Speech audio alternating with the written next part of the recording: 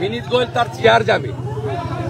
ওই সিঙ্গুরে মমতা ব্যানার্জিকে যে টেনে হিঁচড়ে বের করেছিল বিডিও অফিস থেকে, ওই মাদর সুপ্রতিম সরকারকে সিপি করবে, ওই জন্য পা চাটছে বিনীত গোয়েল। শিক্ষা দেব কোর্টে। সায়ন লাহিড়ীর পরিবারের সঙ্গে আমরা আছি, সায়নের সঙ্গে আছি। 4 জনকে ধরেছিল, ওর পরিবার কালকে কোর্টে গেছিল, কাল সন্ধ্যায় এনে ছেড়েছে। কিন্তু আমরা কোর্ট করব, অ্যারেস্ট মেমো দেখাতে হবে, কেন ডিটেন দেখাতে হবে, এই গুন্ডামি বন্ধ করব। আমাদের 132 জন অ্যারেস্ট হয়েছে, কোর্টে ফরওয়ার্ড করেছে।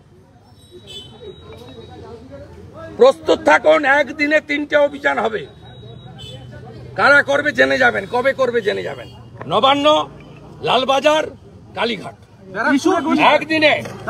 দফা 1 দাবি 1, দফা 1 দাবি 1, দফা 1 দাবি 1, দফা 1 দাবি 1। আমার বোনের রক্ত